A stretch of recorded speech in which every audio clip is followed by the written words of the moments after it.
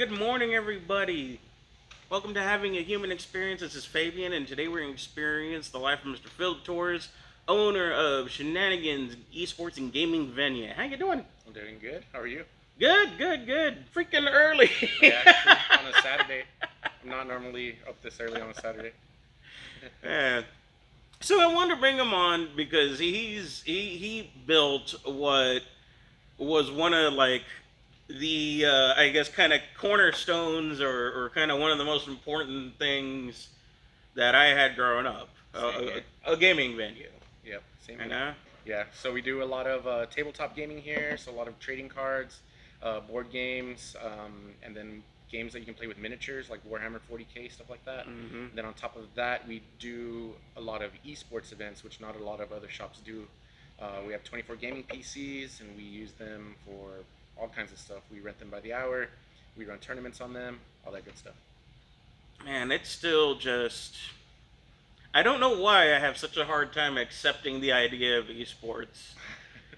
Like, still mad at my parents for convincing me that video games weren't a way to make money. Oh yeah, I'm lucky to have had parents that kind of let me go do whatever I wanted to do. So, did a lot of gaming, did a lot of I don't know, alongside. I mean, while I was going to college and stuff. I guess that was the caveat, right? Like, you got to go to school, make good grades, but as long as you're doing that, you can like live your dreams. We'll leave you alone, you know. So that's where I was growing Yeah. up. I mean, that's pretty easy, yeah. Yeah. Keep your grades up and we'll leave you alone. Yeah, exactly. I didn't keep my grades up, so they're up my ass all the time. So you grew up, was it just video games? Were you just kind of attracted to any kind of game, anything you get your hands on? Yeah, it was really anything. Was your Yeah, so I guess I started out. gateway drug? Yeah. I guess like super early gateway was sports. Like my mom always tells me a story. Like I think I was 3 or something. Or walking through Woodlawn Park here in San Antonio. We see a group of kids practicing soccer, like for their little league, and I run over and I tell my mom that I want to play. My mom talks to the coach. They're like, "You're too young to play because you're only 3." And then she like, I guess they talked something out, and I ended up being able to compete at like a year younger in soccer. Nice. So I guess that's where like the competitive edge starts, and me wanting to be competitive in games and stuff. So like all my younger years, doing little league and all sports, you know, baseball, softball, basketball, and then Pokemon comes out. Maybe I was like 8 or 9. This had to be 1998. Yeah. So Pokemon comes out, and I grab Good onto year. Pokemon. Good year. So I started playing and collecting Pokemon. Realized I was good at it even when I was that young. So started playing that. Then How long did you search for Mew under that truck? A good long while. So it was a lot of the trading card game, a lot of the video game, and then Yu-Gi-Oh came out as a card game. Yeah. Played a lot of Yu-Gi-Oh. Started playing more competitively than anything. And that's when we met. Yeah, that's when we met. And then moved to college. In college, there is something called online poker that is now legal again. But in college, I was playing a lot. Somewhere of out online there, poker. my friend was. So that's how I would. So like my first 2 years of college, I didn't have a job because that's just how I made a little extra cash here and there, just playing online poker. Then they made it illegal. So then I started playing Yu-Gi-Oh again, and then that's when Hearthstone came out as a card game online too. Yeah. So that kind of mixes like the online poker that I liked, being able just to like flip my laptop up, play some games online. Like I didn't have to like go to a card shop, which is kind of the purpose of this store as well, but we'll get to that later. Yeah. So I was playing a lot of Hearthstone online, became really competitive in that, traveled the country playing that, alongside me doing Yu-Gi-Oh stuff. So like doing a lot of buying and selling Yu-Gi-Oh cards, because I was still into that side of things as well.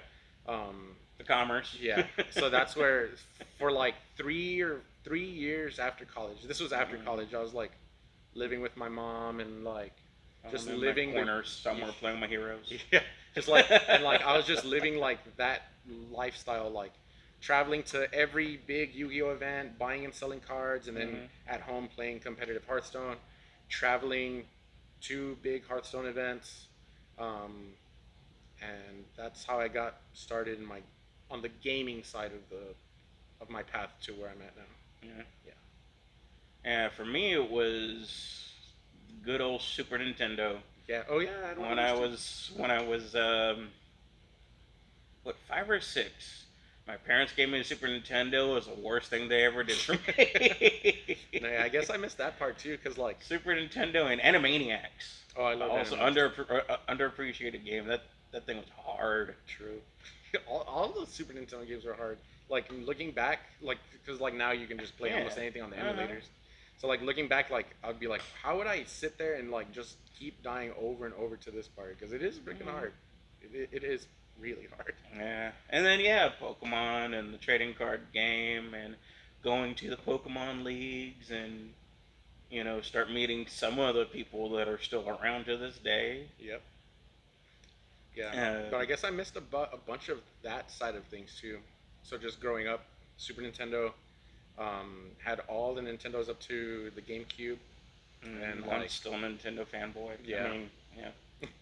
and I mean, we're doing a gaming shop, so I had to wear a gaming shirt. But yes, yes. Yeah, that was the light that I was telling you about. The sensor's right there. We're here, we swear. There you go. All right, motion controlled lights. Sorry about that. So yeah, growing up, I always had some kind of console. I guess we were fortunate enough to always have, almost like the latest console. Yeah, so was I. Yeah. So fortunate enough for that, and so yeah, grew up playing on all the consoles, and then eventually moved to PC in my later Master years. race, Yeah. yeah. But yeah, that was most of my gaming journey all the way up to this point. Yeah. Some of us only, reach a certain height, and then some of us go all out and actually, open up their own store. Like, how the hell did that happen? Yeah, so I guess it's a good segue, right? Because Yeah. I was playing competitive Hearthstone. Mm-hmm. I was really wishing that there was somewhere local that I could go and play in-person tournaments, because that's what I did all growing up. I would go to Pokemon tournaments, Yu-Gi-Oh tournaments, in person. And Yeah, and all we the had. yeah, all the Hearthstone events that I traveled to Mhm. were in person. Yeah. So like, why isn't there anything local for that kind of thing? Mm-hmm. So I started doing the research. Where were you at the time? Here in San Antonio. Okay. Yeah. Um, this was after school, so I went to school in Corpus. I was 4 years in Corpus. Okay. Moved back to San Antonio. Had this premonition, hey, should start looking into this.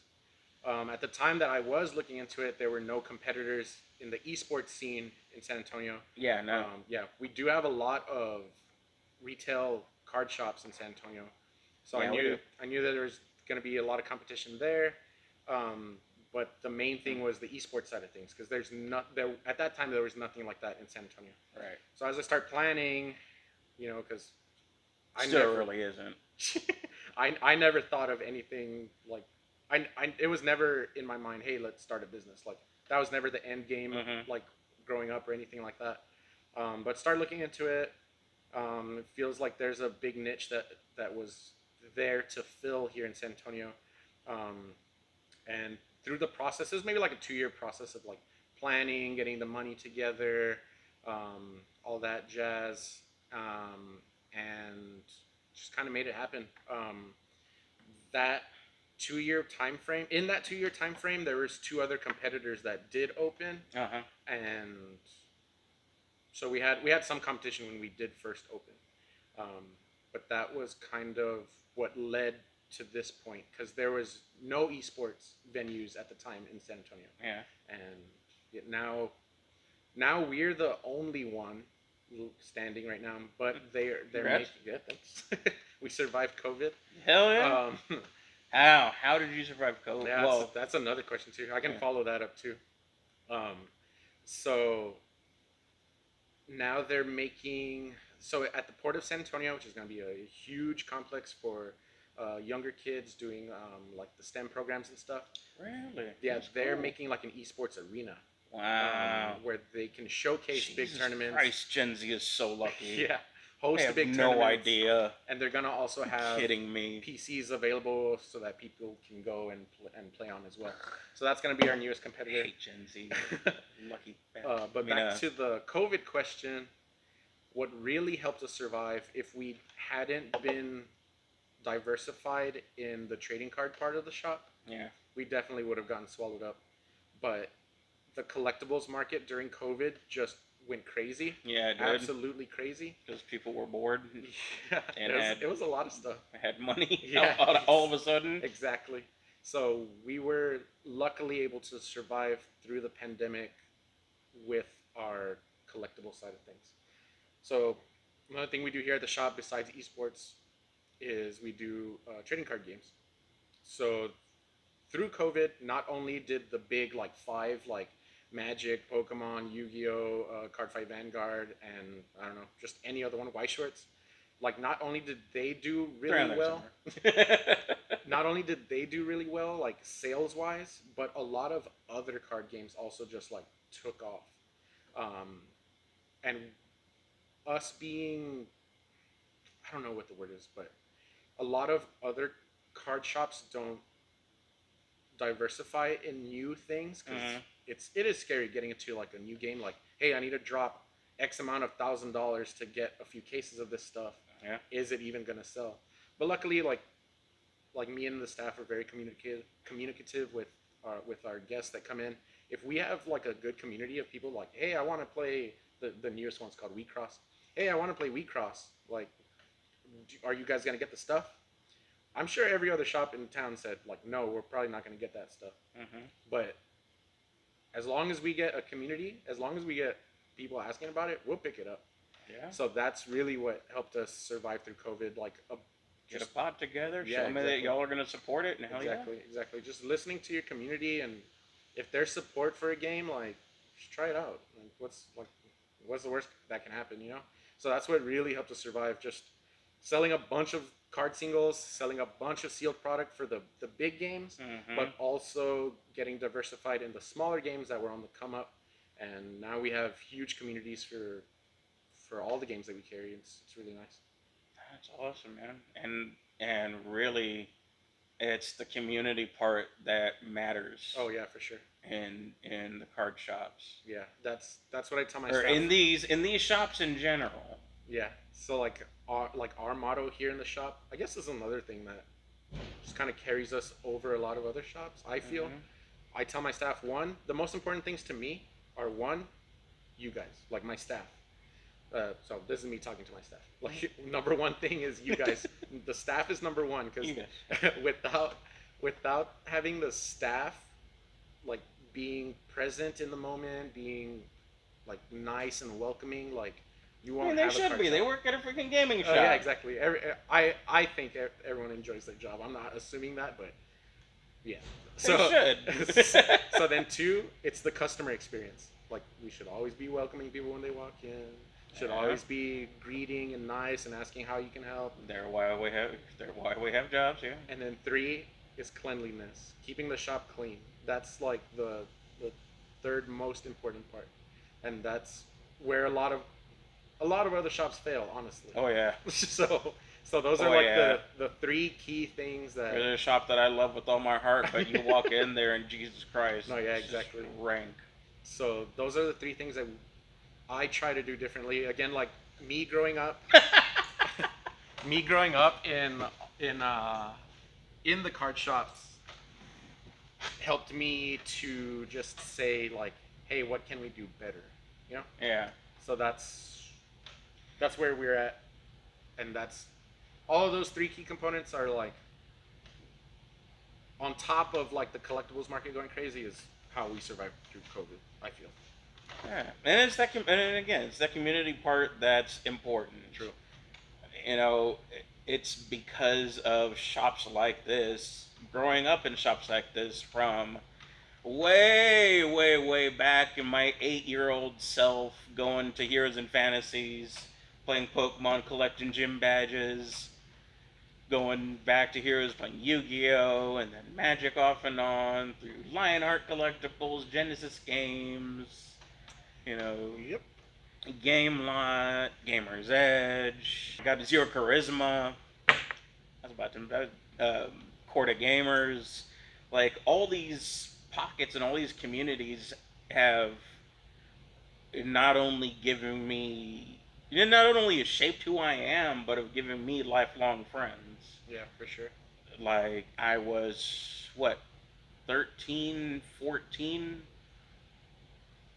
when Yu-Gi-Oh really hit big, and that's when I met, Ray and all them. Yeah. That's when I met, that's when it just kind of snowballed from from there, and most of all the friends that I've had 10 plus years in my life have all been because of shops like this. Oh yeah, for sure. And they're like, a bunch of my friends are like critical to our success here as well too, because like you don't think, I mean, Magic's like the number one game, Of course.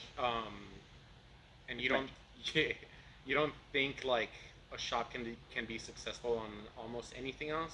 But if you have friends, if you have the community like support behind you, like you can make anything happen. Like here in our store, Yu-Gi-Oh is the biggest game, which is really weird. But Yu-Gi-Oh is the biggest game here in our store.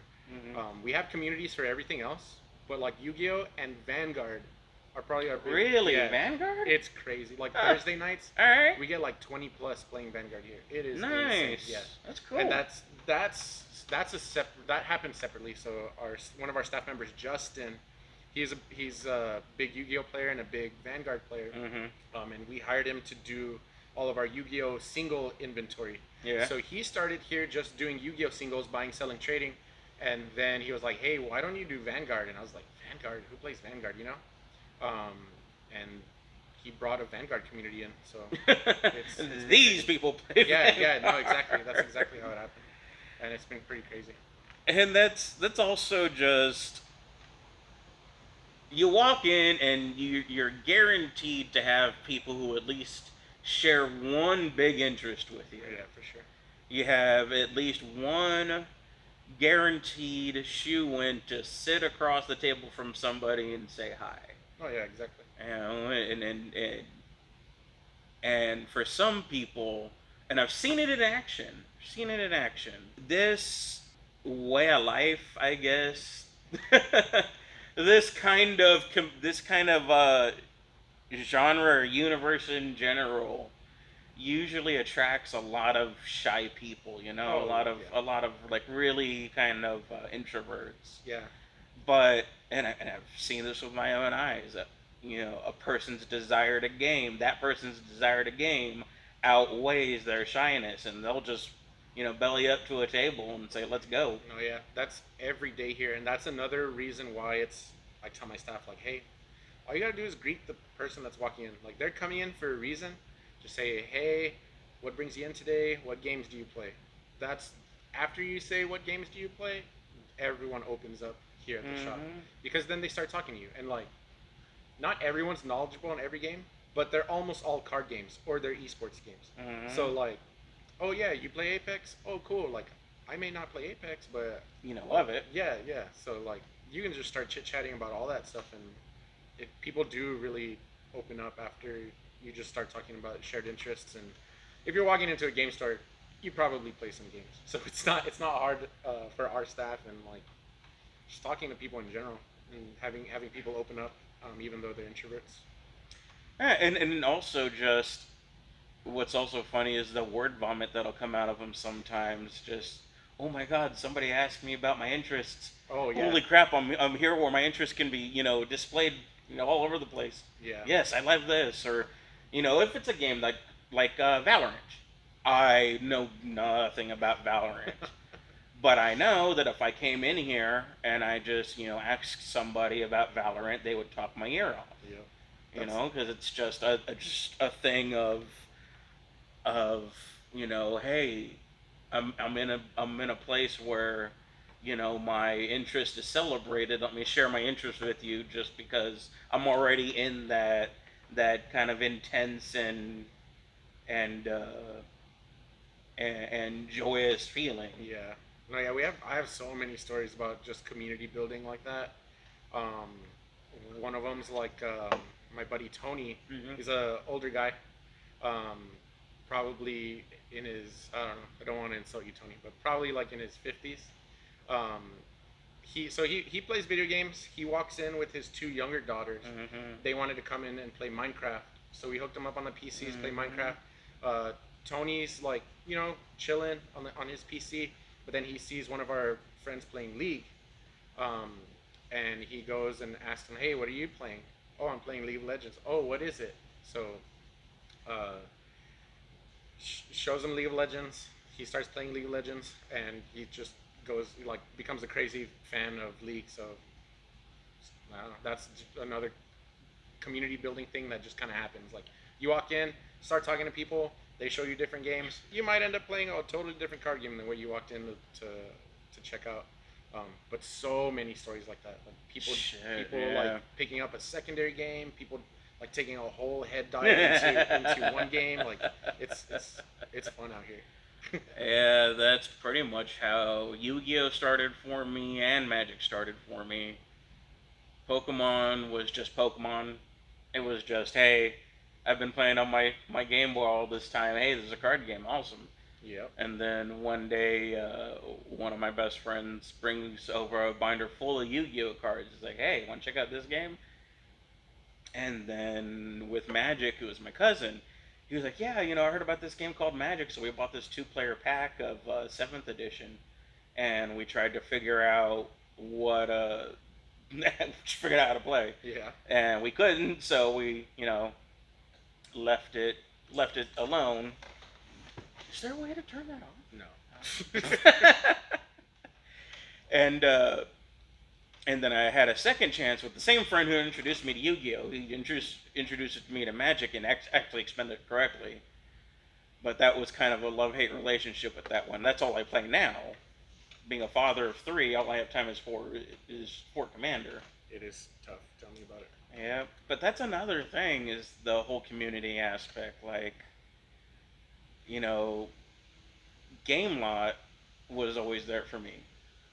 Out of all the shops that I've been to, Genesis Games was probably the biggest impact, but only lasted so long. Zero Charisma only lasted so long. Game Lot's still there. I mean, Cliff, the owner, has seen me go from a little shit nothing teenager Yeah. to a father of three. Like, I've seen people grow up, get businesses. I've seen some of the kids that were kids when I was, starting to hit my early 20s. Now they're in their late 20s, and it's weird who you kind of stick around with when you have that initial shared interest. Oh yeah, and that's the cool thing too. Like the community is always evolving. You always get to meet new people. If there's events to travel to, you get to meet people from all over the country. Um, it's Yeah, that's I just the miss cool that thing about too. gaming. Like you meet so many people, and you always have a shared interest. You walk into a tournament venue, everyone plays the same game as you. You just need to like Mm. strike up a conversation, and it's not hard because you have that shared interest. Yeah, at every tournament I ever went to, I at least talked to the people immediately around me. Exactly. Slap down my mat, see how everyone's doing, talk a little bit of shit. It's just try to loosen up the mood for everybody. Yeah, and that's what we provide. So like a big selling point again. Like this is goes back to our first question, like how you got started. So like when you're looking for investors, Hmm. it's hard to pitch that you're trying to open up a gaming venue. Hmm. Everyone's just like, oh, a gaming venue, like, ugh. So like the way that I would pitch it, and this would get everybody's interest, is like think of it as a bar. Like you can game at home. same way that you can drink at home. Mm-hmm. But you want social interaction when you're drinking or Mm-hmm. when you're playing games. But I always made it the analogy of going to a bar. So you can drink at home, but you'd rather be at the bar with people listening to music because Mm-hmm. everyone just kind of hangs out and chit Especially chat. when it's the neighborhood bar and you know everybody there. Exactly.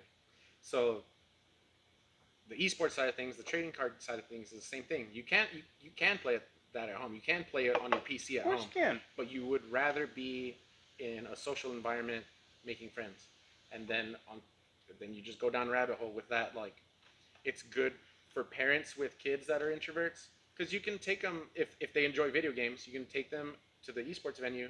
They can make friends there. Mm-hmm. Different than I mean, again, this is a parents thing. Like I have online friends. Yeah. Like you just grow up playing with either certain people online. They're your online friends, but a lot of older people don't understand that, and they want to see their kids like physically or not physically, but like socially interacting with people. Mm-hmm. So that's where a big part of this kind of idea came up, and that's what I would Oh pitch yeah, no, I pitch mean to it's people because like parents want to see their kids be socially involved with communities and mm-hmm. all that jazz, but that's the analogy that I would give to people. Like, hey, we're offering a social experience for everybody. Like, come down to the card shop, come down to the esports venue, play games that you like. You'll make friends 100%. every, every how do I put this? I mean, everybody needs a hobby, and I mean it's of course better when you share that hobby with other people, but it's kind of hard to it's kind of hard to get that feeling across because I know some of my best gamer moments were definitely with other people. Oh yeah, 100%. Like the night Halo 2 came out. I remember that night Jesus. too. Uh, Game Lot was still open. I mean, not Game Lot. Genesis was still open. The owner Billy, he, went to the midnight release. A few of us were waiting at the shop, just waiting for him to get back, and we played till like 4 in the morning. That's sick. We got up at like 8 or 9 in the morning, and he's still playing. And I pop up right next to him, and we keep going at it. Heck And yeah. and the time Gears 3 came out, and everyone had their land of Xboxes, and it Yep. just Yep. man. Yep. I remember those days, the LAN days. The growing up in high school, we would have every Saturday we'd go to my buddy Steven's house, and there'd be like eight. It was always 8 plus between like 8 and 16 people there. Mhm. 4 Xboxes hooked up, always on Halo 2, just like going freaking nuts. Well, we started with Halo 1, but Halo 2 is freaking nuts. Yeah. Every Saturday night, we'd be up all night. Mhm. It was insane. Yeah, man, miss the good old days. And that's cool because you can share. I mean, and then that's what you're recreating here. Yep. Y'all do lock-ins Yes. So pre-COVID, we did. pre-COVID. Yeah. All nighters, and we're gonna Uh-huh. start again in January. But Nice. it's usually the last Saturday of every month, Uh-huh. unless there's like a holiday. Then we try to like plan it on the holiday. But like next month, it'll probably be the last Saturday of the month. We haven't scheduled it yet, but I really want to Everybody start. chip in $10, get a shitload of pizzas Yeah, and exactly. sodas. We and, do. Well, so again, this is pre-COVID, but we used to do $30 for the all-nighter, Mhm. and you get pizza at midnight, and then we get breakfast tacos in the morning. Nice. Yeah. So yeah, it was. Yeah, we it didn't was get really dope. shit in the morning. The old lock-ins. Yeah. That's cool. Just keeping up with just some of the classic traditions of gaming stores. Yep. Yeah, that was in my sales pitch too. Like, but I guess another thing that we used to do pre-COVID that we didn't get to do. So we opened in 2019. Yeah. So it was like the year before COVID. But the first year that we were here, we did summer programs too. And the year before you got married. Congrats, pal. True. Talk Thanks. about that. Yeah, Talk about that too. I'll talk about that after this. But we that first summer that we were open, we did school programs. We ran like a FPS and a MOBA kind of thing, where we would have kids come in and we had like our local experts for both of those uh, teach courses, and it was more than just esports because there is a lot of stuff to learn from esports, and that's kind of where we There slotted. are, Yeah, like, and it's like scientifically proven. yeah, like leadership. You could learn like just Leadership, reaction, yeah, decision making. yeah, exactly. How just not to be a toxic online player. That's Not so to be a we made douche. like a curriculum, and we were going through that while also implementing like the esports side of things, which was really cool. So we did that for that summer of 2019, but we couldn't do it for 2020 or 2021. So that's something that we might look to bring back. Teaching esports. Yeah, That's cool. yeah. So just I don't know. It was really cool when we did run it. So hopefully we I can mean, bring yeah, that there back. are some fundamentals definitely to learn that would go across several games, especially since most of them are either since they almost divide evenly between strategy and shooters. Oh yeah. So we just Fighting games entirely different monster. yeah, we just try to keep it super How's simple. the Smash community here? It's huge. Okay. San Antonio has a huge Smash community. Yeah, Yeah, we host that. I just think that I'm good when I play on Wi-Fi. I went to one tournament, got my ass whooped. Dude, they are insane with it. They are absolutely insane in Smash. But we do have a big Smash community. Um, What's your favorite game? like esport or tabletop. Right now, me One of tabletop. each. Yeah, right now, me tabletop. I'm playing a lot of Flesh and Blood. What the hell's that? It's a newer TCG. It came out in 2019. Uh-huh. But the prize. So this is why I started playing because the prize pools are just absolutely insane. Like we played. Well, this was a local tournament, but we played in like a 1K, Uh-huh. and like I won it, and my buddy, my playtest buddy, Josh, he got second. So like, Who makes it?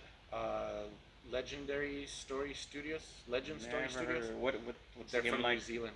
It's a resource-based game, so it's Okay. like Magic, um, except you don't have land. You pitch your resources from your hand, so any card can be used as a resource.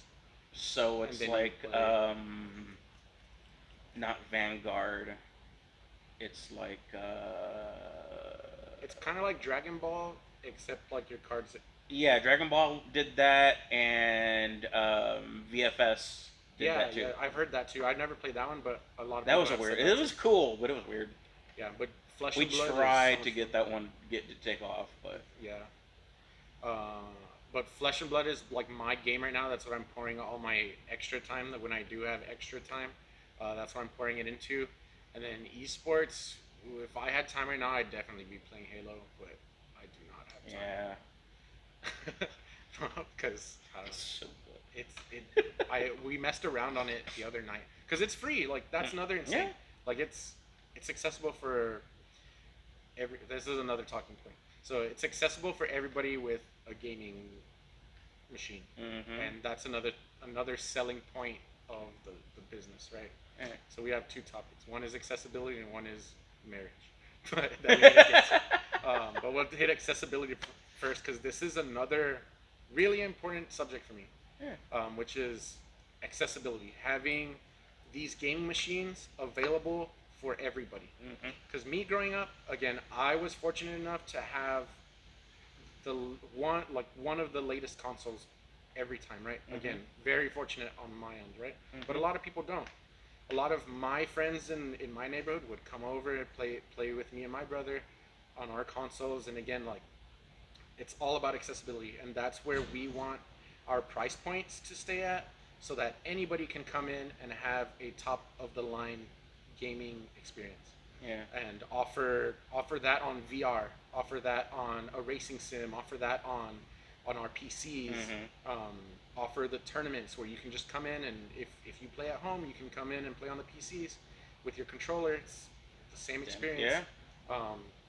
And come in and compete at an affordable rate, because there's not a lot of that available here in San Antonio. No, not at all. You, uh, I did a podcast with the library, and the library is trying to start an esports program. Same with the YMCA, but again, the equipment is just so expensive, Yeah. and that's something that Man, how long did it take you to get all of that? Well, I mean, the that's the thing. off camera. Yeah, no, so that's the thing, right? I was lucky enough. This is a whole nother conversation. Like, we could have another sit down and talk about how to start a business with zero money. Because that's what I did. I started all of this with like maybe 15 grand in my pocket, which is absolutely insane. Yeah. Um, and that's a whole nother story. But like, literally, We're here to talk as long as you want to I talk. put all that stuff on a credit card. I put it all on a credit card, which is crazy. But with business credit, it's different than your personal credit. Because you don't use your social security number with business credit. You use your EIN number, which is what your business's social security number. Yeah. And you just throw it on the credit card. It's really freaking scary, but if you have a dream and you have a passion and you know that you can make the money back, then do it. It's not for everybody, and it's super scary. Oh yeah, I'm sure. But like going like this, so essentially I went like $50,000 in debt, just straight up in credit cards. But again, another thing is you start an LLC so that if things go bad, they can't come for you personally. But that's again a whole nother story. But you put it all on credit cards. And another thing is, like, when you open a business account, a business credit card, like the first year, sometimes 2 years, are zero interest. Nice. So zero To help you get started exactly. as a business, Exactly. of course. Yeah. Zero interest. Put it all on credit cards, and I had to do that because nobody wanted to invest. I did everything right. Have a huge business plan. Applied for multiple like local, state, and government grants. Got nothing. But again, it's because nobody really believes in like the esports or gaming side of things. Not yet. Yeah, not yet. So I mean, it's starting to pick up. yeah. I mean, it's starting to get the attention of academia and governments, and in a positive way. Yeah, that's another thing too. Like, we're partnered with St. Mary's University now. We're partnered with. We're gonna do an event with Northside School District in February. So again, it took a deep dive, a scary dive on my part. Yeah. But now that people are seeing, like, oh, okay, he's doing it right. Now people want to come in and get involved. Which again, I don't mind, but like, it would have been nice to have it at the beginning. But it's good that people are realizing that we're here now and we're doing it right. And yeah. No, it's definitely doing it right. Yeah, no, I'm in that position right now, terrified that how this all pans out one way or another. Yeah, it's definitely scary starting up with anything, but if you have the passion and you know you're gonna do it right, like, give it your all, throw everything in there. But that's how we got started. We got started on business credit. Luckily, afterwards, I had an investor come in and buy all of that debt at a cheaper rate. Nice. So it's just like refinancing. So we refinanced all, and then through COVID. So after you had already really put some effort in, then an investor was like, Yeah. okay, he's serious, let me... Yeah. Okay. And, All right. And we. That's not... Okay. So we like refinanced our debt. Yeah. So they wiped out all of our business credit card debt. Right. That's a smart and- investor. Yeah. Okay. Guess And, that's how it works.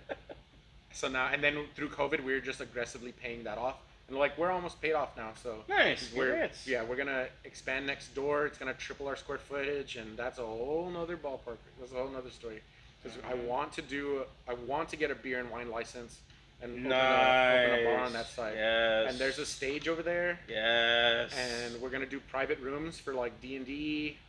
If you want a private room for streaming, if you want a private room for like karaoke, like, we're gonna try to do all of that, along with a stage for our events, like streaming the big tournaments, streaming all that stuff. Because we do a little bit of streaming now. It's not a lot. But with the stage, you can actually put up TVs and have the finals put up there and exactly. So gain some attention on. So we're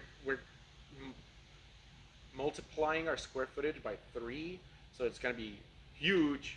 We have a lot of space to fill, and it's like the whole dive again. Like, I'm plunging everything again, which is crazy. But I know that I feel like I'm gonna do everything right.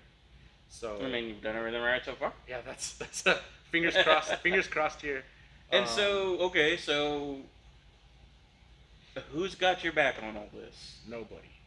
It's sad to say, but like literally nobody. Started everything by myself, which I'm proud of. Uh huh.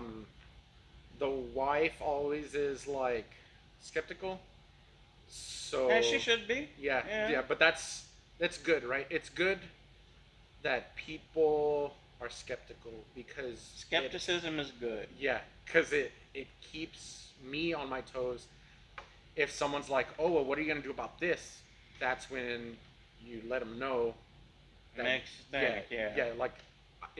yeah. So as long as you have your business plan written out, like all the answers are in your business plan. If people don't read your business plan. That's something that I've learned. So I spent like 2-3 weeks working on that business plan. It's Yeah. like 25 pages or something ridiculous. It was like writing a master's thesis. But Yeah. No. all the answers are in the business plan. Yeah. No. I had before this. I had a brief idea of starting maybe one of those Japanese nap pod hotels, Okay. and then I was like, I have to write a business plan. Then I have to run it, and then I have to staff, and then I have to do payroll. Oh yeah, and then that's screw that. another thing. It's a lot. It's a lot of work. It That's- is. So like, I just want to talk to people okay. and figure out how to get paid for it. Oh, yeah, for sure. That's the dream. But again, the dream you just gotta make it happen. Yeah. But yeah, so like, People get paid for doing less and doing weirder. that is true. But yeah, I opened up everything by myself. I don't know. It's hard to I don't know. It's hard to find people to I don't know. I can't say this without sounding dark, but it's like hard to find No, people. say that, what you like, feel, dude. This is supposed to be. It's hard to find people that are like super supportive of you.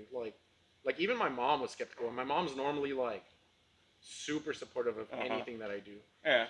So it is scary when you have to take the dive all by yourself. Yeah. But as long as you have that good idea, and as long as you know that it's gonna work, because I knew that this was gonna work. As long as you know that, like, follow your dreams, as they say. Yeah. But it has been Terrifying. terrifying, and like me, I'm not one to get like overstressed about anything. I guess it's like because I graduated with my bachelor's in environmental science, which was a STEM program. So like, shout out to all my STEM people out there, because going through like taking microbiology, taking like and the pressures of all those exams. yeah, and like all organic chemistry, like after you do all that stuff, like almost nothing stresses you out. that. I'm sure. So I'm not one to get overly stressed about almost anything, but there's been some times with the shop where it's just super stressful. Like this past week, so we're gonna sign the lease next door. Nice. They obviously they want a security deposit, and they want the first month's rent, so it's like $12K, right? Uh-huh. And like Shit. yeah, exactly. Like Okay. we had the cash on hand, but like it was just on hand. Like that's without paying bills. That's without paying my staff. That's without doing this and that. So here for a little bit it was stressful, just because. Another thing is like in December, a lot of people aren't buying collectibles. So like December's probably like one of our slowest months, and you would think it would be opposite because of Christmas. But a lot of people just would rather spend their money like on Christmas gifts or other stuff. So because like the collectibles market's more of like a disposable income kind of thing. So December's a rough month, and it was kind of stressful coming into I mean, this I week. gotta get something for my niece on the way out. Oh, okay. So it was kind of stressful coming into this week with that big payment due, but luckily we got it all taken care of. A little stressful, yeah, but other than that, this was probably the part that was stressful, other than like when we first opened or when COVID hit. Because when COVID hit, that was super stressful too. Yeah, I'm sure. Just hey, gotta close your doors. Oh yeah, Like tomorrow. yeah. And that goes back to getting married, because we got married, like we were able to have like a ceremony and a reception, but we did that like on March 13th of 2020, and then that we did it like on Friday, and then that Monday is when the shutdowns happened. So like we had a big gathering, and it was fun, and And then like we got shut down the next week, and we were like, oh dang, I'm super glad we Yeah. did. Yeah. We did all of that. We got it done because I mean, unfortunately, a lot of people that were getting married like they couldn't have that experience and stuff. But Yeah. we super lucked out there. My daughter was born right before it all started. Like she was born right before they started shutting down airports. Mm. So, not only did she not really leave the house for the first year of her life, but when she did, all she's used to are people in masks, so it's kind of weird. Yeah. And my oldest son was already still pretty young, so he didn't really know Yeah. a That world is kinda without weird. that either. I'm sure there'll be studies about that and stuff. Oh yeah, I'm sure. Sounds crazy. Or like I'm to sure. be in that perspective of Mhm. a young child. Mm, yep. So how's the newlywed life? It's cool. So another thing like that happened during the pandemic is we bought a house, we bought a car, like just Okay. so I guess like opening the shop, we were like very frugal with our money because we were trying to open the shop. So every check I was saving like half my check. Oh no, it was even crazier because I still had student loan debt. Mm-hmm. So I keep a day job on top of everything. So like half of my day job check would go to my student loans because we were gonna like aggressively pay it off, Mhm. and then the other half was like going to save for the shop. So like we were super frugal with our money, like just like keeping it to a T, like our budget, right? Um, so then we opened the shop, but then after we opened the shop and after we paid our student loan or my student loans, like we just had a bunch of just extra income coming in. Um, I mean, not that it was extra; it's just my income. But I don't have bills to pay now. It just wasn't tied down anymore. Yeah, exactly. Uh, So then we were thinking like, hey, like we could buy a house, like we could buy a car. So we did all that, Mhm. and it's been nice. So after we got out of that stressful part of doing all that, like we decided, hey, let's get married. Hey, let's buy a house. Hey, let's buy a car. So like these last 2 years have just been like amazing, like absolutely crazy. Like I never thought that I would do any of this stuff. Like when I first met my wife, like I think on our first date, we always tell this story because it's freaking hilarious. I told her, um, hey, if you're gonna date me, like these are 3 things that you need to know. Like one, I'm gonna live with my mom for the rest of my life.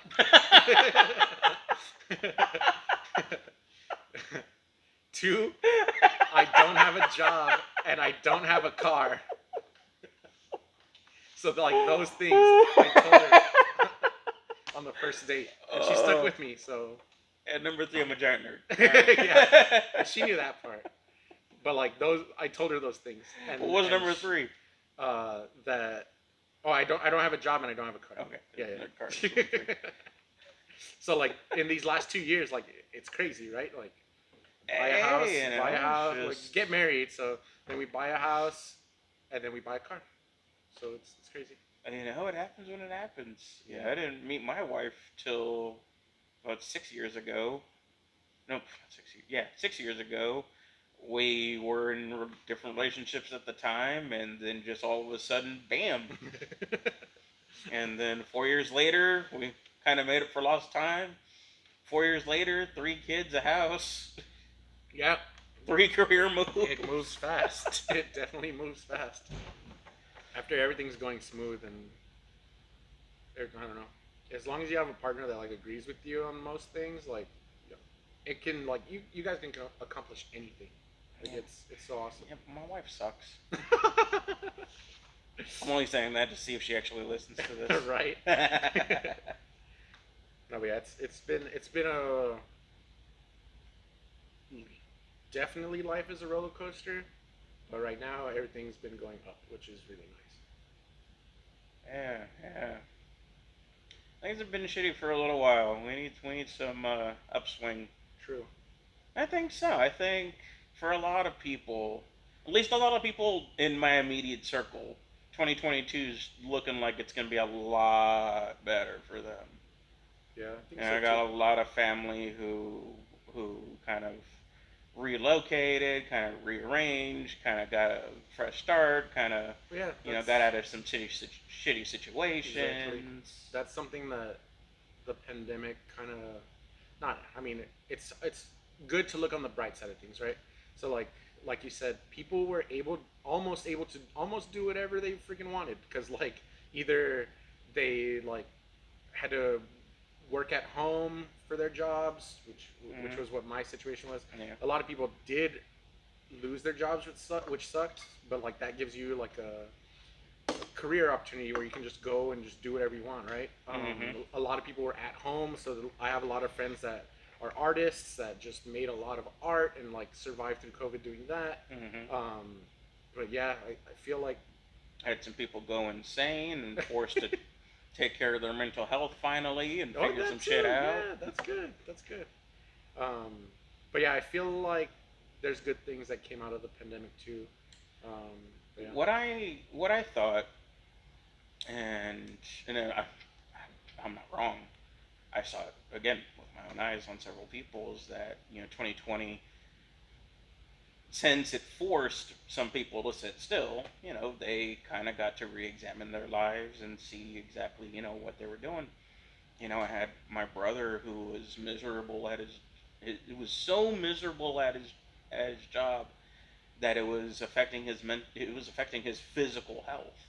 He was so frail that my wife was afraid that one day we'd stop hearing from him for a week, Yeah. and so we forced him to live with us for a while and encouraged him and supported him to quit his toxic job Oh, well, that's good. and get somewhere else. And there are also some opportunities for a few friends who they, because of the pandemic, because they were forced home, they were forced into different positions entirely Yeah. through work and everything, and then they flourished and just kept rocking it out from there.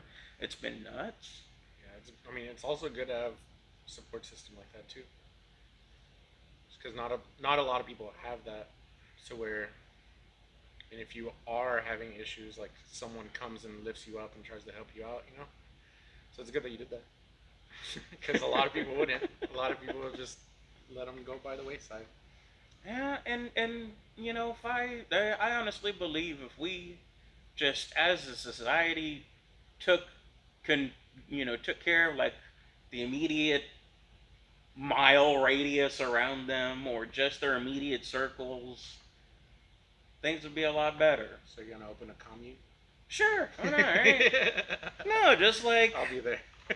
just like if every once in a while you just check in on that friend you haven't heard in a while, or you just you don't assume that somebody's okay. No, yeah, for sure. And that person does it, and it's just kind of that pay it forward kind of thing. Just Hmm. every once in a while, ask somebody in your immediate circle, "Hey, how you doing? You okay?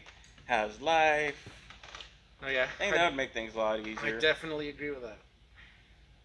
Man, having a support system. I mean, but you do. I mean, you still have your wife, and I'm sure if shit really hit the fan. Oh yeah, no, don't get me wrong. Like what I said earlier, like everyone's super supportive of But as me. far as making these forward judgment calls and Yeah, the business movements and all the that, yeah. business really scared everybody. But I think I think I've won my I think I've won everybody over, but my wife's still skeptical about things. But again, it's That's good. a good It's wife. good that she is because she keeps me on my toes, and Uh-huh. she'll ask me questions, and sometimes there'll be something that I didn't think of prior. Uh-huh. So that'll get me thinking too. But for the most part, everyone's supportive now. It was just at the very beginning. It was super scary. That's great, man. That's great. I'm really happy for what you're doing, man. These community shops just are just the importance of them can't be overstated. You know, friendships will be, you know, some some friendships forged here will last a lifetime. Oh yeah, guaranteed. Like, we have so many tight knit groups now, and like it's so many You different know, communities too. Like our I don't know. I if could I could tell you story after story after sure, story because it's it's crazy. There's so many people that come through the door, end up hanging out, and like I don't know, so many stories. It's crazy. First one to come to mind. Ooh. Um, so this one might be a little personal. Okay, so it goes back to Tony. So Yeah. Tony, the the person that taught him League or that showed him League Yeah. was a young gentleman named Johnny. Okay. Johnny had just graduated high school and he was working at a wings place as a waiter. Um, didn't really have anything planned for his life. You know, was just kind of going. Had a kind of controlling mother, and Tony was like, "Hey, well, why don't you, um, just talking to him, giving him ideas of what to do. Maybe join the service." And Johnny was like, "Yeah, I mean, like I could probably do that. Like I could go like do 2 years and National Guard and then do something." So it took him a little convincing, a little coaxing, but like him, and it's crazy because Tony's an older gentleman. Mm-hmm. Tony's like 50 something. Johnny's like 18, 19. They become the greatest of friends over League of Legends, and it's absolutely crazy. Like they would And come in, and Tony would still bring his girls. uh-huh. So they would be playing Minecraft, and Tony and Johnny would be in the back playing League, and now Johnny, and it's crazy because I just saw them a couple months back. It was Tony's birthday. We were celebrating, and he Mm-hmm. invited us all to a bar. Um, and again, they met like in 2019, so like it's been a couple years. So Johnny's definitely grown up, and now he served his 2 years in the service. He's like an EMT tech, and like I think he's gonna do a tour or something. He told me. Wow, Um, that quick? yeah, dude. And the shop, okay, so the shop's already only been open for a couple of years, and in those couple of years, Yeah, a connection was made over a game that was life changing. yeah, That set him off yeah, and then Tony to tells the us the story. path. Jesus. Tony tells us the story at his birthday, and I had no idea. But Tony got real emotional over the story, Wow. and he was a little toasted. But he said, I met Johnny 2 years ago at Philip's shop, and we became friends. And then uh, as soon as the vaccines hit, Johnny was administering vaccines with the military Yeah. here in town, and Yeah. and Johnny calls Tony up and say, "Hey, we have vaccines. Do you guys want to get vaccinated?" And Tony told him like, "Yeah, man. Like, like that's yeah, I want to get vaccinated." So he took his family and Johnny vaccinated them, and Tony was like, "Oh, if it wasn't for Johnny, we wouldn't have gotten vaccinated so early and this and that." So like they were telling us that story, and like Tony was getting pretty emotional over that, and I guess it was more like, hey, this is how I met these people. Like it's been a crazy like couple years. So two guys 30 years apart. Yeah, it's crazy. Connecting over what, a 12-year-old game at this Yeah, point? something like that. And like I don't know, Tony. Nuts, It's crazy because Tony. I respect Tony a lot. Like he's also a former businessman. He's retired. Mm-hmm. And he speaks so highly of our shop. Like it's crazy, and it's crazy to hear. Shoot, I should coming interview from him Tony. next. Oh yeah, I can hook you up with Tony. He's such a good guy. He'll definitely make a good show. Um, and yeah, he's awesome people. Like I said, like Johnny's awesome, Tony's awesome. Everybody that comes through the door for the most part is awesome. Like you just need to get to know them, and it's like you said, like everyone has shared interests, so you just start talking, and that's why we opened the shop for that social experience that you don't get if you're just gaming at home. Yeah. Yeah. You ever have to kick anybody out? Oh yeah, yeah, for sure. We've had a few people that we banned. It's mostly Ooh, banned. yeah, dude, straight up banned. It's mostly Straight up banned. It's only two things. It's only ever two things. One is being toxic in the community, which Okay. we don't accept here. Like No, okay. I know it can get pretty far in some other So stores and shops, but again, so like, rage quit. We'll get you banned. All right. yeah, like it's a little more than rage quit because like I don't know, it's a little more than rage quit, but like either being crazy toxic over a course of like X amount of times or theft, because we've had theft. Oh, yeah. Well, Yeah, those are the two things that get people banned here, Yeah. like Okay. easily. But luckily, early on, So because we have there's no super egregious ban stories. yeah, there's a few. So there's one guy, again being toxic in the store like multiple times, and Yeah. I had to talk to him multiple times. Another staff member talked to him multiple times. So finally we banned him, and it was just a short ban. I think we decided that we'd ban him for like 3 weeks or a month, right? Relatively short ban. He got super pissed. He called me on the phone. So even more of a chance. Yeah, even yeah. We gave him so many chances. It wasn't just like hey, you're banned for like raging. Like it wasn't that. It was a lot more than that. Just fuck off for a week, or a month. Yeah. And it wasn't even that. So he calls me on the phone, and he's like, the conversation started off kind of nice. He was like, hey, I just want to apologize, this and that. But he was trying to come back, and I told him, well, no, you need to serve your 3-week ban. You're welcome back on December 20th. Blah blah. I'll call you later. And he was like, and then he started saying stuff like, oh, I'm gonna sue you for. I don't even remember what he said. Like, it was. I don't know if he said like defamation or he said just something like crazy. Like, and I was like, okay, like yeah, sure, sue me. Like, there's nothing that's gonna happen. And then he called me a racist, and then I was like, you do realize like I'm also Hispanic, right? And then he just like stayed quiet, and I was like, yeah, you're gonna be banned for life now. Like, you're never welcome back in the show. So like, I think other than theft, that's the only person that's like banned for life from the show. Yeah, nice, nice. Yeah.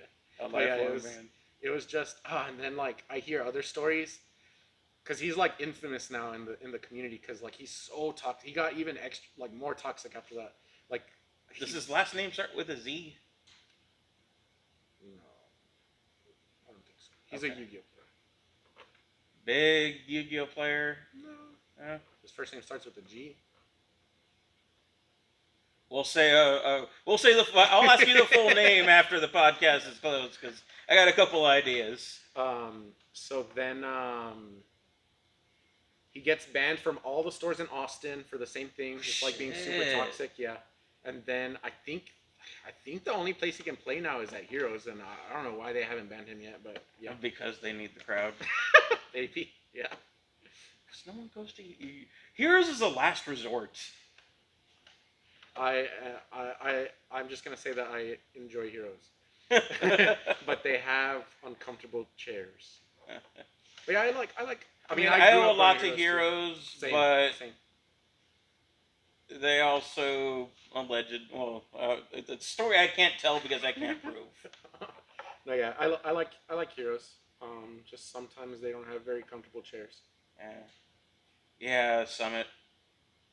The little plastic. Yeah, exactly. But I mean, they have to have so many people. Yeah. But yeah, I mean, I owe a lot to Heroes. Same here, a lot. But I used to be there every day because that's where I would go and like buy and sell cards. Yeah. Not that they allow that, but Summit and to Summit into Universal City.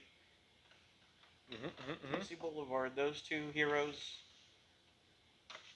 You know, for that brief time, that little the little embassy one was there, but I only went to that one like twice. Yeah, I don't think I'd ever been to that one.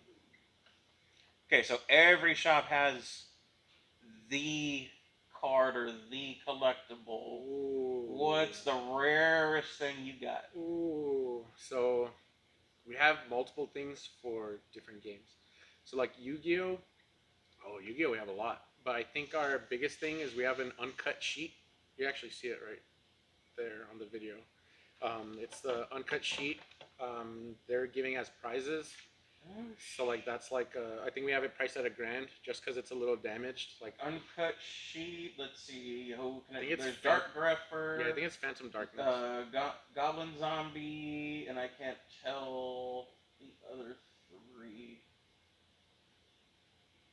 Is that Rainbow Neos? Yes, I think so. I can't tell. That's cool. And then we have for Dragon Ball Super, we have like all of the Tournament of Power cards. So it's like 10 cards, and they retail for like $4,000. Yeah, and we have one full set, and then we have like another set that's missing maybe like 4 or 5 of the cards. Um, for Magic, we had a Gaia's Cradle for a little bit. So that's like another like $700, $800 card. Yeah. But I think we traded some guy. No, we were at a big event and we traded it for sealed product Mm-hmm. or something, and then we sold it to a big vendor. Yeah. For Weiss, we have a few of like the signature cards. Those are pretty dope. You wouldn't happen to have a box of Gurren Lagann lying around for Weiss, would you? I don't think so. We might have one of the I mean, trial it's decks. old. We have some. At this point, those are we have some old Weiss. years old. Yeah, that's another thing that we pick up vintage everything. So like we have a lot of vintage sealed Pokemon, a lot of vintage. Because those are the only two Weiss that I care about were the Gurren Lagann set and the Kill la Kill set. I almost had the entire Kill la Kill set. I don't know what happened to it. I don't know if I gave it away or whatever. I bet that's worth a lot of money now. Oh yeah. Wait. I got tired of the game. No one was playing it anymore, and I just gave it away. Yeah, that's another thing. That's another one of the communities that we quote unquote saved here in town. Because like, I was approached. I don't remember who, but someone came in and it was like, "Do y'all do white shorts?" And I was like, "No." And they were like, "Well, we don't have anywhere to play. Nobody hosts the game anymore." And I was like, "Okay, well, we'll host it. Like, as long as you have a group of 8." And they're like, "Yeah, we can get a group of 8 for sure." And now we have host Weiss on Saturdays, and we have a pretty big community for that too. Nice, dude. Yeah. That's awesome, man. Mm-hmm. So far, I mean, this is probably the most diverse shop in the city, to be honest. Just from from my objective standpoint and my extensive knowledge of all the shops in the city. Oh yeah, we do it all. We do Gate Ruler, Digimon, Force of Will. I think Weiss, Vanguard, Dragon Ball Super. I think those are like the card games that a lot of other shops just don't. You have a 25th Elite Trainer box. Oh, those are, yeah, we have 25th and then we have 20th too. Okay, yeah. Yeah, it's pretty crazy. Yeah, my niece is gonna be very happy. Yeah, and that's another thing that people like about our store too is so like collectible market's crazy, right? It was especially crazy during COVID. Right now it's starting to settle. But there was a point where some things were like double MSRP, triple MSRP. And like that's what they sell for. And this is another like sensitive subject for some people. Because people don't Trigger warning. Yeah, for real. The word scalpers. So Fucking scalpers. People don't like scalpers. I don't like scalpers. But I also don't like losing out on money, right? So to solve that issue, we would price right in between MSRP and the market values. And we would do that because one, the scalpers would walk in, "Hey, how much are you selling?" Oh, well, like for this example right now, right? "Hey, you guys have 25th anniversary ETBs." There was a point in time where those were selling like for $100, and now they've settled. But like a scalper would walk in, and you know who they are when they walk in because you've never seen them in the store. They're not people that come and play in your tournaments. They're usually, we'll say, dressed differently than normal people that come into the shop. They're not dressed as like casual, I guess I'll say. So they look like they could not name more than 5 Pokemon. Exactly. That's yes. So you know who they are. They walk in, they ask, "Hey, how much are you selling that box for?" And then again, we price right in between. So like when they first came out, maybe we were pricing them like at 75 or 80, and that keeps the scalpers away because that cuts into their profit. Yeah. So we sell to our community, which is nice. I mean, I know that we're selling a little bit above MSRP. But again, sensitive subject there with a lot of people. But we still sell out on all of our products for the most part. which is crazy. And that's how we did it all through COVID. We would price things. If the product was over MSRP, we would price things like right in between market, and we would just use whatever the lowest price we could find online. We would price it right in between MSRP. But it's not with every single thing. That's just with Oh like yeah, just high, like the crazy stuff. Yeah, the it was crazy stuff. mostly it was mostly Pokemon during the time. During the. Yeah, there was a time where some of the Yu-Gi-Oh stuff went crazy. There's a time where all the Digimon stuff went crazy, like right when the Digimon game came out. Huh. But other than that, everything was pretty stable. Yeah, cool. Yeah, but that's another crazy story that people come in and I don't know. I don't know what it is. Where the big stores are even like, nope. We're not going to carry these for a while. Oh yeah, exactly. And like, I don't know. There's so much stuff to talk about. So like another thing we do is we run a private Discord for specifically trading card games. It's $10 per month, and it gets you a lot of perks. So like one, you can place pre-orders. Yeah. For products through us on the Discord. You get 10% off all your singles. As soon as something walks in the door, we take a picture of it and we post it online. So if a crazy sealed box that people have been waiting on walks through the door, and we usually get our stuff a little early, we'll take a picture. Hey, it's available tomorrow. You guys will have first dibs since you belong to our Discord. And then if we buy like a big singles collection, post it in the Discord before our like card sales associates can like sort through it. They'll have first dibs. The Discord members will have first dibs. Okay, so you have a $10 a month VIP club. Yeah, it's been freaking awesome. That's cool. Yeah, and like that's pretty innovative. Oh, actually, yeah. I think so too. And that's especially when something like that drops. Exactly. You know, you have your VIPs first. Like, hey. Exactly. And I'm not saying this out loud, but sometimes they get special deals on those sealed products when they come in. So if you're coming in and you're buying singles, this is what I tell everybody, because there's a lot of people that don't join the Discord because there's a paywall, right? But I tell them, if you're coming in, like, bro, you bought this $100 card today. It could have been $90, and then like the next time you come in, like you get 10% off of all your singles, which is absolutely insane. Yeah. I feel, as like somebody that was in a card player's shoes, not even that long ago, but like getting 10% off of singles, I feel is pretty crazy. On top of everything else that you get in our private Discord. But yeah, we do a private Discord too. So Flesh and Blood's the only game you have time for now, right? Yeah, Flesh and Blood is what I've been playing. Absolutely insane. I mean, we'll play like board games at home because the wife likes board games. But card game wise, Flesh and Blood is where it's at. Yeah. Well, that's cool, dude. The VIP club, yeah, that's a great idea. I've never heard of that one. Like I've of course, some shops will use their Facebooks or Instagrams to kind of advertise stuff, but to have a little private club, does that private club include any discounts or anything towards the computers? No, this Discord is all just TCG, because that's what spurred the idea of the Discord, because we have a month membership on the PCs, but we didn't have anything for the TCG players, because people would ask that all the time, like, hey, like, is there a way to get a percentage off of like my tournament entries? Like, I'm here every week, like is there a way to like get a discount there? And like, I can't really offer a discount on tournament entries. No. But I can give you a discount on like products, singles, and knowledge that comes through the shop, because knowledge is power on all of this stuff.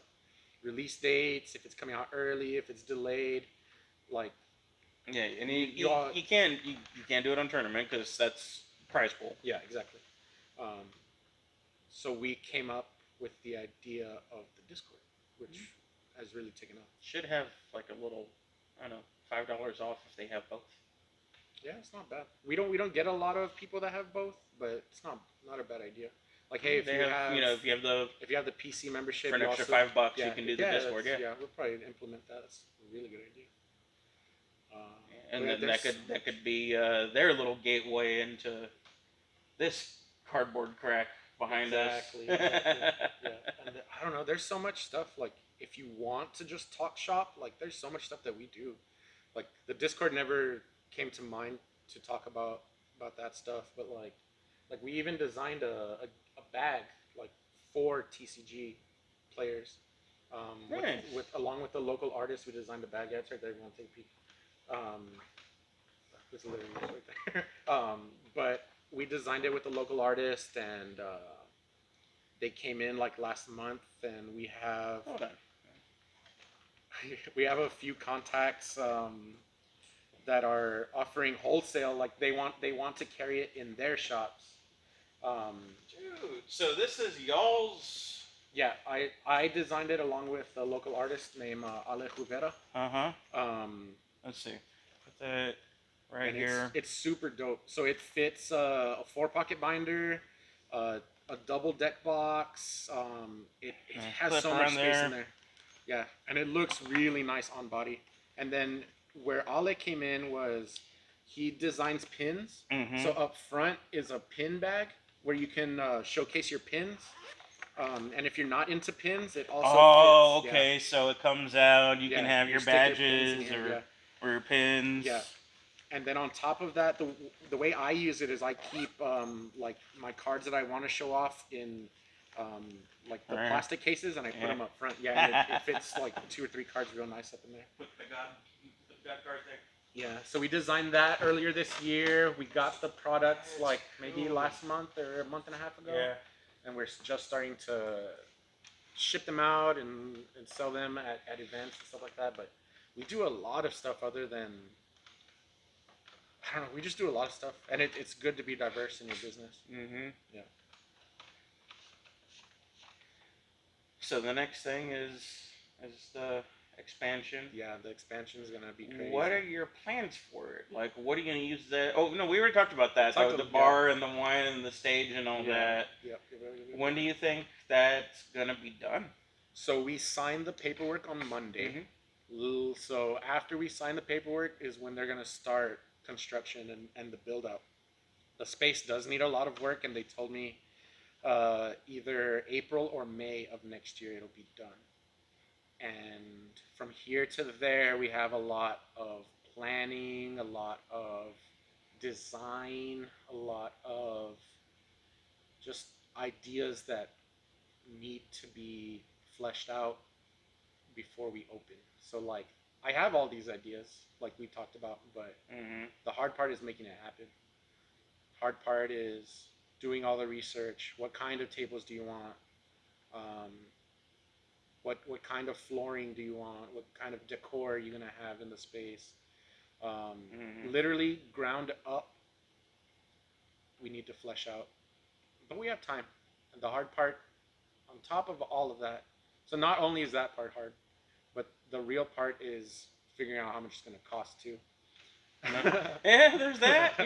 Money. Yeah, not that that's a big thing at all, but that's probably the hard part, fleshing it all out, and then coming up with a capital. But it's like starting all over for me. Like it's literally like starting all over, which No, it's not. it's not, but it's like we had to design Round this space. 2. Yeah, It's I level like that. 2. I like that. That's not a bad name for the little bar area. Maybe we'll call it like the level 2 bar. Yeah, but that's another thing. Like we have to think about like all of that stuff. Like, are we gonna have a bar area? What are we gonna call the bar area? Like, are we gonna? I don't know. There's so much to think about. So much. But yeah, so that's the stuff that we need to flesh out. We have with our team, we have like bi-weekly meetings, which is nice.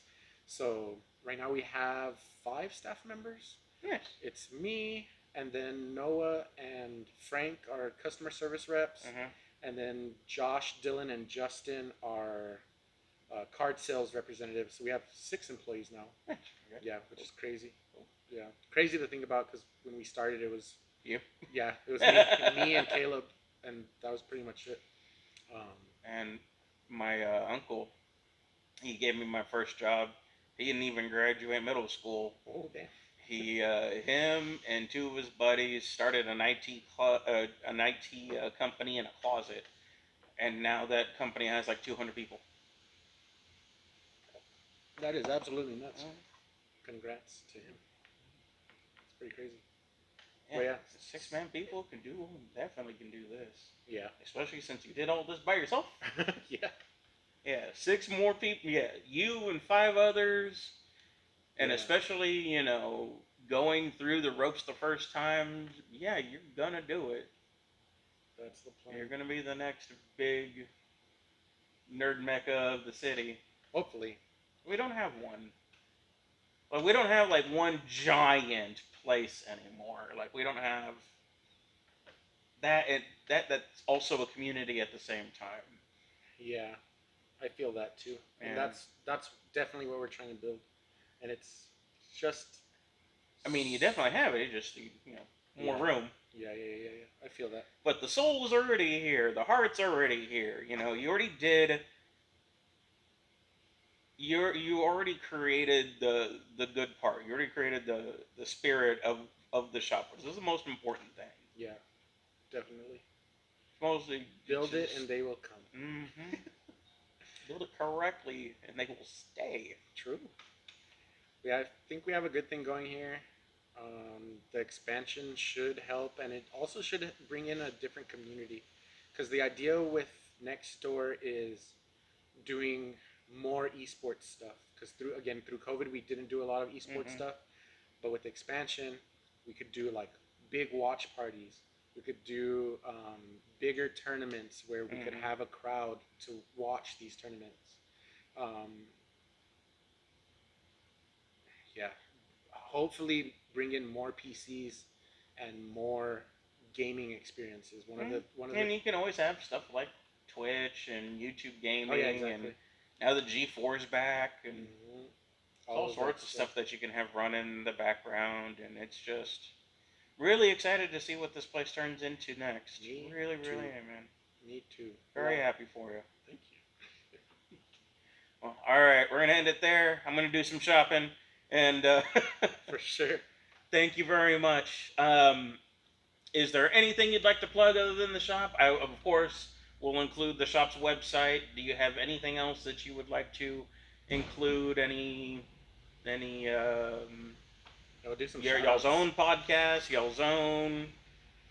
So I y'all guess have any? everything will be on the website. So at the bottom of the website will be all of our social medias.